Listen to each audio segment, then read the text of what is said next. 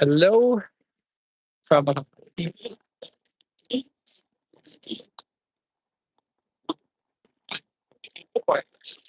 If I turn around, you might have better luck hearing me.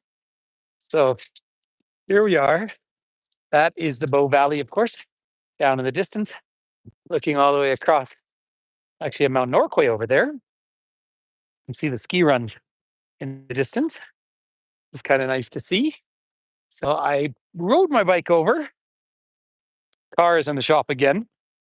At some point, I'm going to be tagging forward, but we'll wait and see how this is dealt with. Um, I'm just going to put my sunglasses on because it's so bright out here. So and just super windy. It's really well. It's so much not cold that I had my toque off, my hat off as I was hiking up. There's the famous red chairs out there. There we go. They go back to 2017, Canada's 150th birthday. Though, or there in the distance. Now, Brewster. Uh, hey, fam. Hi there. I'm going to be seeing you soon.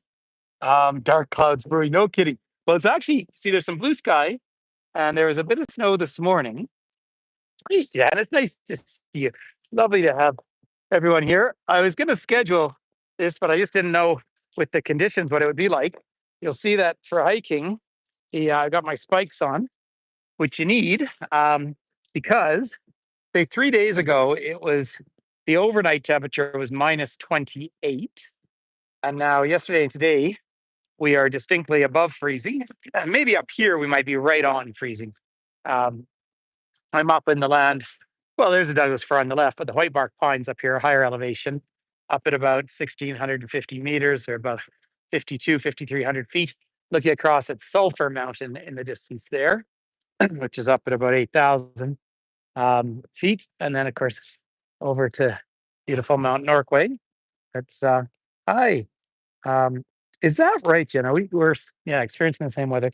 Doesn't actually surprise me that much. I know you've had the snow. We would love your snow. This is that sudden. This is not Western Canadian snow. This is snowball making snow out here, which normally we cannot do because we like to ski powder. Now it is apparently snowing quite heavily on the Icefields Parkway. So, like I say, my car unfortunately is in the shop, but I'm planning on going skiing on Tuesday. There you can see down to the Bow River in the distance.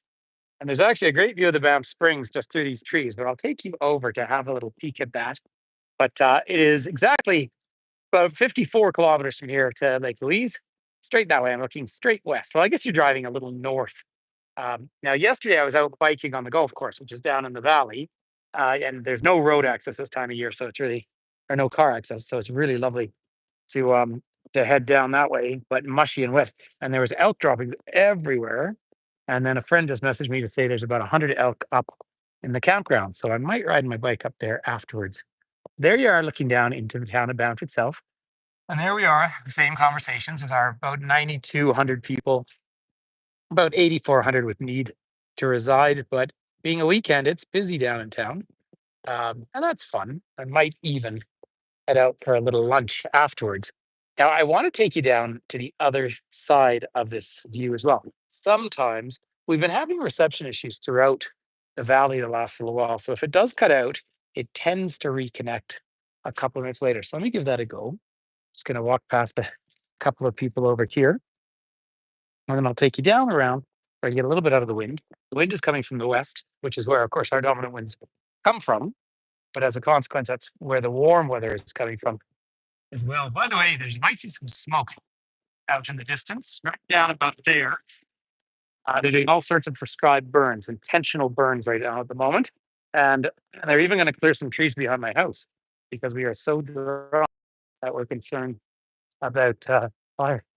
I So we're concerned about fire in a serious way. Um, and it is a beautiful view. Look at this tree. I always love showing this tree.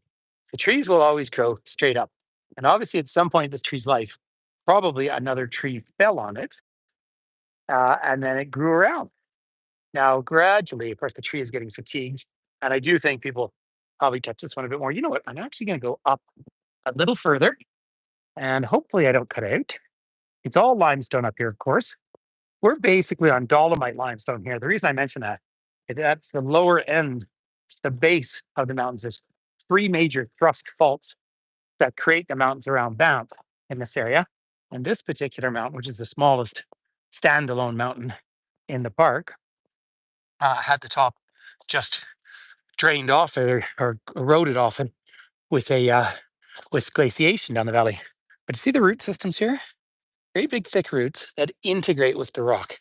So limestone is a very, very soft rock. And so that's important to acknowledge. And that's why we're all old seabed. And I rock climb off the back of this mountain. Have a great time doing that. And well, from the back up. And we'll find fossils in the rock. So here's just a little conversation about the ecosystem. So one of Banff's most visited mountains. But you'll see you got the pine grosbeak out there. They're not around at the moment. Lots of deer around town. Of course, they hang out all winter. The gray jays um, and the Clark's nutcracker both stay through the winter. It's kind of fun. This sign, unfortunately, has been a little abused. I don't like that. I dislike graffiti, of course, unless it's really art. But please stay on the trail. Really important. So let me see if we can just keep our reception as they just come up around the bend. Maybe someone could put in our subscriber group that we're live right now. Might be fun, but as come up around the bend here, this is really effectively, you wouldn't actually walk down there because it becomes a cliff very quickly. So this is high as you'll get up here on Sleeping Buffalo Mountain. So this is Treaty 7 territory. And this particular mountain is considered distinctly sacred to the indigenous people of this region. Now, there's many different indigenous groups, the Stoney Nakoda, who have not been here as long as other groups, but are certainly indigenous and been here a lot longer than Europeans. They lived right in here, and their reserve is about a 20-minute drive away. And then, of course, the Blackfoot have been in and out of this valley for at least 7,000 years. Of course, there's five big Blackfoot nations all up and down, right down into Montana. Montana's a 4-hour drive from here, to put that in some perspective. South, of course, you can go a little bit east and south to get down there. I guess there's another way you can go the other way around as well. Here, I'll just try and give you one little peek over on this side. And then, of course, the Métis have traded here, but the Cree have been up and down these valleys as well. Of course, the Cree are the most spoken Indigenous language in Canada, but also the most expansive. I mean, all the way from the far east to the far west. Pretty incredible. Look at that view down that valley. So you're looking out to the Fairview Range in the distance, kind of snowy, and just through the trees. I'll try and do a bit of a zoom because out in the distance, out there, oh, no, it's not working today. Oh, there we go. There is Lake Minnewanka. That is the largest lake in Banff National Park. Now, it was dammed twice, 1911, 1941, for power, which they wouldn't do this day and age now in a national park. But that's it's out that way. Normally, I'd like to go skating on it, but this warm weather would be quite unsafe, I think. And then down below us, there's the Banff Golf Course, 1926, 28 was founded, but I was out on my bike and already, since yesterday, quite a lot of snow has melted off. We're meant to be above freezing all week, which is, after the deep freeze, everyone's enjoying it, and rightly so. That said, really, we just need precipitation. We'd rather snow. We'd rather snow because we still get cold at night, and so it still freezes. But also, snow just hydrates the land in the spring when it melts. But isn't the light lovely? And way up here, of course, you get some moss on the trees. Used to use that moss in the old days to make pillows and mattresses and all that sort of thing. No ferns here, having just been in New Zealand, which is the land of the silver fern. We's far too high and dry and cold for ferns in this part of the world. You have to drive west about 5 hours, and then that's where you'll find ferns down there. So there's that same funky tree we've seen. There's the famous red chairs. Now, because it is a Sunday, you get lots of people walking up here. Very safe place to walk as long as you have the correct footwear. Ah, there you go. Made it good. Beautiful. Going back down. Like I say, I've got cleats on the bottom of my shoes. So yes, it's probably, I'd say it's even above freezing here. Probably, no, 4 degrees Celsius. So 40, 38, something like that. Um, but yeah, that's the nice temperature out here. The light is just gorgeous. So it is fun to come for a winter walk. So we're still in February. February is often the actual coldest month here, but the days are getting longer. So I've always enjoyed it. I try and spend some quality time at home every year in February, mostly to ski, is the honest truth. But because I have my big tired bike, now it's an e-bike, of course, the bike weighs about 30 kilos, but I just ride it absolutely everywhere. So that's nice. But you can get down this little viewpoint here and I can give you better look. But there's your first little teaser of magnificent Mount Rundle out there. So basically there's three giant thrust faults. All the Canadian Rockies point from west to east. Says the Pacific plate is subducting under the North American plate. Really what we call British Columbia is like a giant accordion. The coastal mountains, the central Columbia Mountains, and the Rockies, which is all old seabed, was thrust up out of the ground. And you really only need to drive west from Banff for barely a half hour, and boom, you're in the prairies. It's now it's the foothills, but the distinct change, and of course it's a lot drier out there too because the mountains shield precipitation. So you can often have dry between here and Scott Lake Hill, the highest point between Banff and Calgary, and then suddenly Calgary can be a little bit greener, although it's quite a dry city as well. But Calgary's an hour and a half from here. I'm just gonna zoom past these ladies here making their way up. It's nice to see a mother and daughter hiking together. But as I come up around the bend here, I think the views get really rather spectacular out here. But look at this coming into view now. So there's Mount Rundle, 2,949 meters, roughly 10,000 feet high. Of course, the valley bottom in Banff is about 4,500 feet. So that's you're looking at a prominence of about 5,500 feet, right? So that's from the ground level up. That's how it's sticking out of the ground. There is the mighty braided Bow River in that Bow Valley. So, of course, in the main section, it's flowing. This is where we rock climb. I'm above now. And then out where you see the darker colored earth out there, that is called bench. That is a benchland formation. And what that is why this mountain's not that big. It's been ground down. And in fact, way in the distance, there's hoodoos, natural stone pillars. And because it's limestone, it erodes very quickly and it grinds down into a substance that is so fine, it neither sinks nor floats. So in the water, that's why you get your turquoisey color. And on land, it really kind of looks like sand. Now, it's not productive land at all. There's nothing wrong with it, but it's not productive because it's just really ground up cement. Now, some of the peaks out here are really fun. Girard and Ingles Malty, but there's a peak right there, and that one is called Mount Peakchi. Uh, no, I told you the untruth. Sorry, it's this one right up here. And let me see if I can give you a bit of a zoom. It's got a little nib on the top. It used to have a name that was so racist, I don't like to repeat it, but Peakchi means soaring eagle. And if you look at it right from the straight on, it is spectacular, isn't it? If you look at that one straight on, it really does look like a soaring eagle. So a lovely name. We still have to. In fact, I'm walking on a mountain, and this is one of these things that I think is important to talk about. I'm walking on a mountain that will have a name change in my life. Now, many of you already know the story, so I'll make it very short. But the trains, when they arrived, came here in 1883, and the trains followed the river. Quite logical. By the way, yeah, do not throw rocks or climbers below, please. But just to tell this story, the trains were following along, DDD, and they're surveying it. And of course, across the prairies, they were just making huge time, 5 miles a day back in the 1880s. They came in here, suddenly construction became very difficult. Well, around this corner on this mountain, suddenly you come to the Bow Falls. And the Bow Falls are only about 14 meters high. That's only about 50 feet altogether, but they carry on for nearly a kilometer, about half a mile. And so it was just utterly impossible to build a train up the waterfalls. So the surveyor, Sir Douglas, Major Douglas, who really wasn't a very nice person, said, "We're going to have to tunnel through this mountain." Well, William Van Horn, who was in charge of building the trains here, said that he blew a gasket, said, "I'm not waiting a year for a tunnel, find a different way."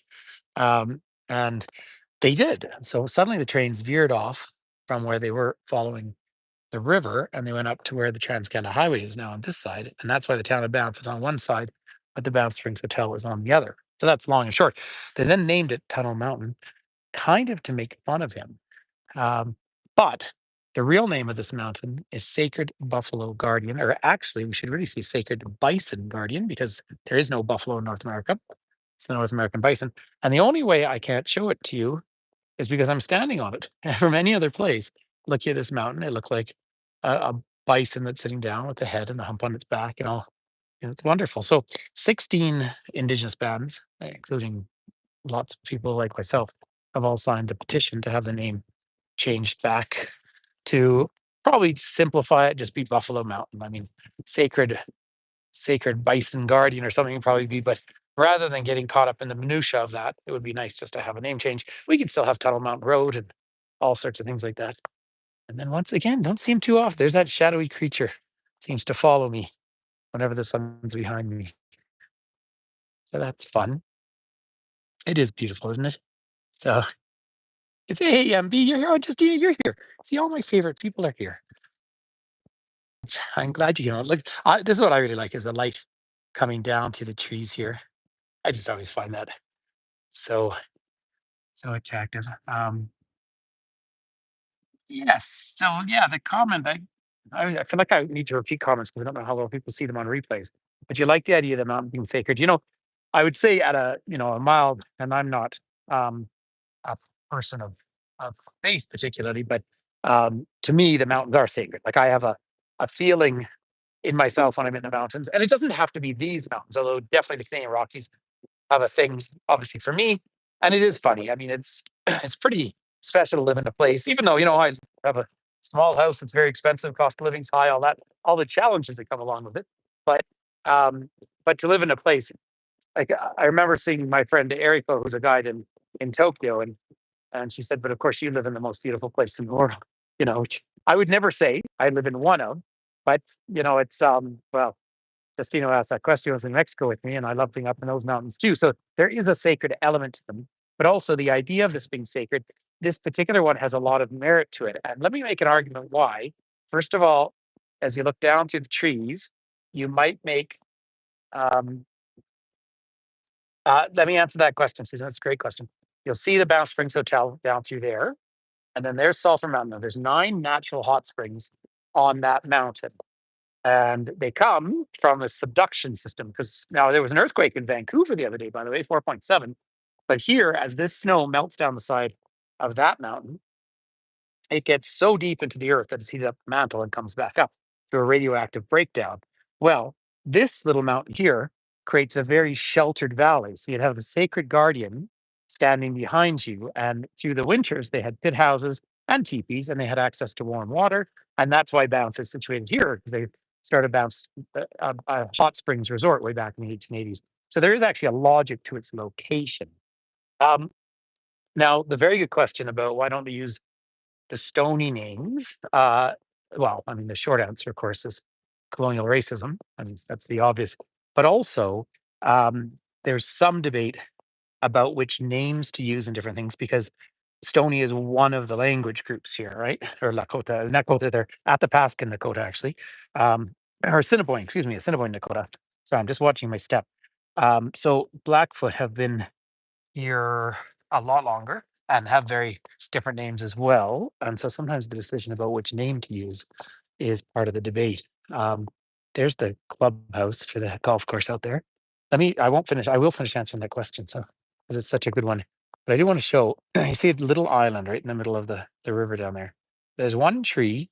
That tree will be underwater for about 3 weeks in the spring. Then the water will drop. But I was just yesterday on my bike right down there. You see that bit of an island? But look at all that wood piled up. That's how high the river gets. Now, this year, unless we get a ton of snow in March and April, which we really need, I mean, we really need because we're terrified of catching on fire. But then trees will come down and get washed into those sort of places there. Right? So you see them all over the area. So, um, but just coming back, so the which name to use? Like in Calgary, you have Crowchild Trail, for example, and Chief Crowchild negotiated Treaty 7 and I believe he was Blackfoot, but there's also Tsutsina Nation as well. So it's deciding on which name to use. I have no problem going with 3 or 4 as well. Although incidentally, I'm still inclined to say Gulf of Mexico for what it's worth. Um, but yeah, I'm all for name changes and those sort of things. But for those who are familiar with the region, when you say the word Stony, the main town was always called Morley, and now it's Mithany. And I believe that's how you pronounce it correctly. So, hi, good morning. Um, so, Mithany and Minithini, they have this little pat or cap on their eyes, which apparently, linguistically, because tonal languages is the tongue against the roof of the mouth. So, fascinating stuff to me. So, you've been able to see out to the east. That's why I've been looking down here by the golf course. Now, I want to come down around the bend and show you the Spray Valley. I did do a very little short here on YouTube yesterday down by the Spray, and I was can walk on the ice, of course. The ice is just gorgeous, and they had, I mean, pretty much the whole time I was in New Zealand, they were having minus 30s, and that is good for the ecosystem, right? This is a cold weather ecosystem. Oh, there's a family there. It's fun. They were just heading out when I started hiking up, and see a lot of these people. They might be from the city or from Edmonton or wherever, but it's an accomplishment to walk up a mountain, particularly with little people. And the dogs over there are on leash, so that is what matters there. But what I wanted to show everyone, I really avoid putting cameras in when there's children in the views. But if you look through here, there's the cliff face right there. And that's where I was actually, you can get a sense of how much I've already come down. Interestingly, there's a meadow out here. That meadow, let's try to show another angle if I can. I'm right above a cliff, by the way. Look at that. So for my friends who don't like heights, but that meadow over there, hi there. Uh, it's nice to see. Nice to see so many people signing on when I do these things so last minute. Yeah, no, the family is just moving on. I can show you the cliff. So this is where we rock climb. I have to wait for the rock to be dry. But there are bolts in there which help. And then these hotels up there, there's Douglas Fir Resort, Buffalo Mountain Lodge. You're still in the town site of Banff, which is 4.08 square kilometers. Probably won't see it through a screen, but I just saw a big raven land on the side of the cliff.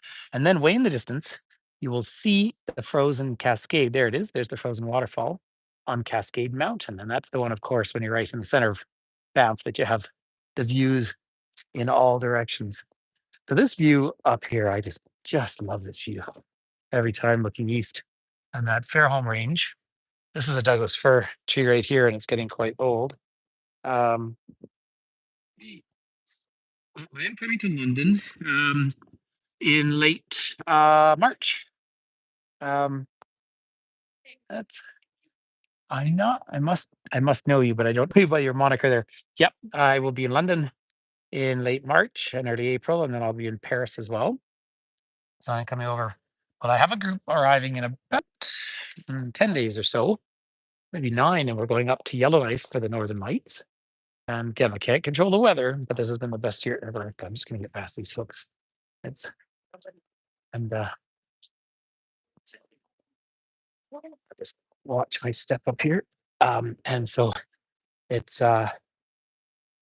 oh Craig, how are you, my friend? Nice to see you, buddy. Hey everyone, I'll just tell a quick story. Yes, back in the days that I didn't do my own tours, uh I I used to run several tours a year. Well, for a couple of years down to the deep south, and Craig was out. We had a blast on that trip. Goodness me, I had so much fun with all of you. And yeah, I think I've only been back to New Orleans a couple of times since then. And yeah.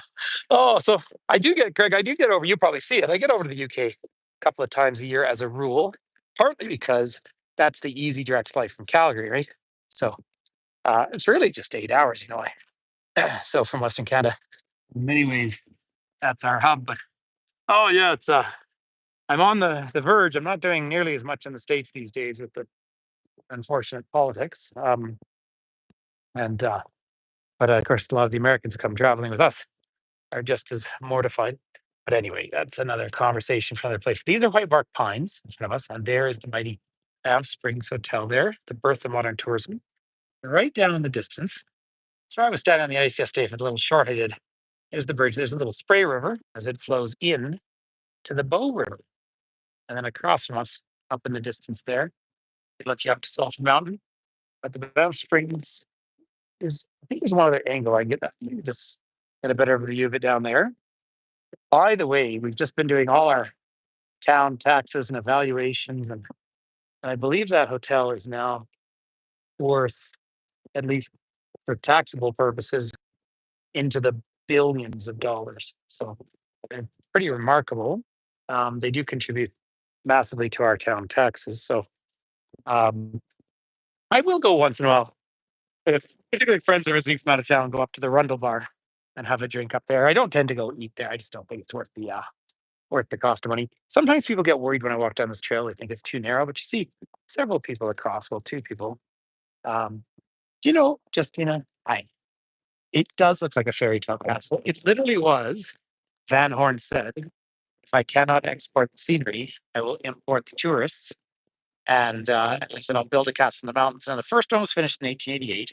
That was a Rattenbury design. He's the same guy who did the Parliament building in Victoria. But then it had a fire. I want to say 1925, 24, something like that. So they rebuilt it. Uh, and it's been expanded over time, but it is. I wouldn't want all my architecture to look like that, but it's endemic Canadian architecture, sort of Scottish colonial revival. You have to give it a name. Now, the Chateau Frontenac in Quebec, which was part of the second wave for those grand hotels, they say it's the most photographed hotel in the world. The one in Quebec, that was 1896, but it's never had a fire, so it's truest to its original form. And down here is the Banff Center, kind of our mountain university. That's where my gym is. It's over 90 years old now. It's really great. That particular building there's a yurt on the left. You see that round one? That is built in the form of what a pit house would have looked like. That's how the indigenous people survived in the winter. They build a house 2 meters into the ground, which is what code is for a basement now in most of Canada, building code. And and so they go right down into the ground through the permafrost to where suddenly they wouldn't freeze and they had access to warm water. And you know what? Their life expectancy was pretty incredible. So, but you see how clear that even on a stormy day like this, we have that blue sky up behind me. That's that ethereal blue you get here in Alberta. And but so dry. Having just come back from New Zealand summer, I've actually woken up and I had to put Vaseline on my nose because it's so dry. So it's but we've been windy and cold as well. So, we all have humidifiers in our house. We the good news, I the good news is we don't really have any risk of mold or anything. You can leave a loaf of bread out for a week. So, and it's healthy, but whatever your water intake is, double it when you come here. That definitely helps a lot. So I'll take you down maybe one more bend and then I'll put it away. So even though I have my cleats on my feet, like say I do right there. Um, so I have to answer that question, but even with the cleats on, I'm pretty careful going down. So Susan just asked if there's any rare earth minerals. The short answer is no. So even though obviously we are at risk of all sorts of things, no, there isn't. We're all limestone. And because we're limestone, it means there's cement all through here. Hello. And underneath us is a lot of coal. And that's why the trains came this street as well. So the town of Canmore, um, oh, you got to get over here sometime.